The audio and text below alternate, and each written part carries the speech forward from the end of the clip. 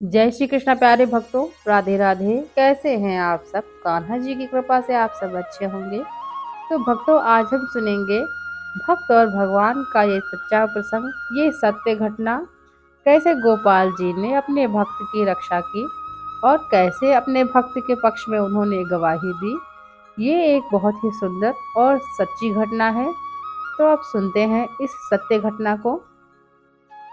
भक्तों, ईश्वर है या नहीं है, इस विषय पर आज भी तर्क वितर्क होते रहते हैं। जो मानते हैं कि ईश्वर है, उनके लिए उनका निराकार रूप भी उतना ही महत्व रखता है जितना कि ईश्वर का साकार रूप। इसलिए ईश्वर को हर हाल में मानने वालों को आस्तिक और उन्हें न मानने वालों को नास्तिक कहते हैं। ऐसे कुछ आस्तिक भक्तों का मत है कि जब कभी हम विपदा में होते हैं, ईश्वर हमारी सहायता जरूर करते हैं। पुराणों में भक्त और ईश्वर के अटूट प्रेम से संबंधित बहुत सी कहानियां आज भी लोकप्रिय हैं। ऐसी ही एक कहानी जिसके द्वारा आपको भक्त और भगवान का रिश्ता कितना अटूट है पता चलेगा। हमारे देश में साक्षी गोपाल नामक एक मंदिर है। एक बार दो ब्राह्मण वृंदावन की यात्रा पर निकले, जिनमें से एक वृद्ध था और दूसरा जवान था। यात्रा काफी लंबी और कठिन भी, जिस कारण दोनों यात्रियों को यात्रा करने में कई कष्टों का सामना करना पड़ा। उस समय रेलगाड़ियों की भी सुविधा उपलब्ध नहीं थी। वृद्ध व्यक्ति ब्राह्मण युवक का अत्यंत कृतज्ञ था, क्योंकि उसने यात्रा के दौरान वृद्ध व्यक्ति की सहायता की थी। वृंदावन पहुंचकर उस वृद्ध व्यक्ति ने कहा, हे युवक, तुमने मेरी अत्यधिक सेवा की है। मैं तुम्हारा अत्यंत कृतज्ञ हूँ। मैं चाहता हूँ कि तुम्हारी इस सेवा के बदले में मैं तुम्हें कुछ पुरस्कार में दूं। उस ब्राह्मण युवक ने उसने कुछ भी लेने से इनकार कर दिया, पर वृद्ध व्यक्ति हठ करने लगे। फिर उस वृद्ध व्यक्ति ने अपनी जवान पुत्री का विवाह उस ब्राह्मण युवक से करने का वचन दिया। ब्राह्मण युवक ने वृद्ध व्यक्ति को समझाया कि ऐसा नहीं हो सकता है, क्योंकि आप बहुत अमीर हैं और मैं तो बहुत ही गरीब ब्राह्मण हूँ। यह वार्तालाप मंदिर में भगवान गोपाल कृष्ण के श्री विग्रह के समक्ष हो रहा था, लेकिन वृद्ध व्यक्ति अपने हठ पर अड़ा रहा और फिर कुछ दिन तक वृंदावन रहने के बाद दोनों घर को लौट आए।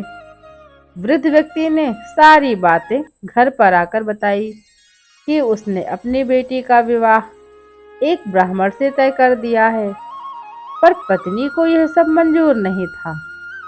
उस वृद्ध पुरुष की पत्नी ने कहा, यदि आप मेरी पुत्री का विवाह उस युवक से करेंगे तो मैं आत्महत्या कर लूंगी। कुछ समय व्यतीत होने के बाद ब्राह्मण युवक को यह चिंता हुई कि वृद्ध अपने वचन को पूरा करेगा भी या नहीं। फिर ब्राह्मण युवक से रहा ना गया और उसने वृद्ध पुरुष को उसका वचन याद करवाया। वह वृद्ध पुरुष मौन रहा और उसे डर था कि अगर वह अपनी बेटी का विवाह इससे करवाता है तो उसकी पत्नी अपनी जान दे देगी। और वृद्ध पुरुष ने कोई उत्तर ना दिया। तब ब्राह्मण युवक उसे उसका दिया हुआ वचन याद करवाने लगा और तभी वृद्ध पुरुष के बेटे ने उस ब्राह्मण युवक को ये कहकर घर से निकाल दिया कि तुम झूठ बोल रहे हो और तुम मेरे पिता को लूटने के लिए आए हो। ब्राह्मण युवक ने उसके पिता द्वारा दिया गया वचन याद करवाया। ब्राह्मण युवक ने कहा कि यह सारे वचन तुम्हारे पिताजी ने श्री विग्रह जी के सामने दिए थे। तब वृद्ध व्यक्ति का ज्येष्ठ पुत्र यानी बड़ा पुत्र, जो भगवान को नहीं मानता था, युवक को कहने लगा कि अगर तुम कहते हो भगवान इस बात के साक्षी हैं तो यही सही। यदि भगवान प्रकट होकर यह साक्षी दें, यह गवाही दें कि मेरे पिता ने जो जो वचन दिया है, तो तुम मेरी बहन के साथ विवाह कर सकते हो। तब युवक ने कहा, हाँ, मैं भगवान श्री कृष्ण जी से कहूंगा कि वे साक्षी के रूप में आए। और उसे भगवान श्री कृष्ण पर पूरा विश्वास था कि भगवान श्री कृष्ण जी उसके लिए वृंदावन से जरूर आएंगे और फिर आकर वो गवाही देंगे। फिर अचानक वृंदावन के मंदिर की मूर्ति से आवाज सुनाई दी कि मैं तुम्हारे साथ कैसे चल सकता हूँ, मैं तो मात्र एक मूर्ति हूँ। तब उस युवक ने कहा कि अगर मूर्ति बात कर सकती है तो साथ भी चल सकती है। तब भगवान श्री कृष्ण ने युवक के समक्ष एक शर्त रख दी कि तुम मुझे किसी भी दिशा में ले जाना, मगर तुम पीछे पलट कर नहीं देखोगे।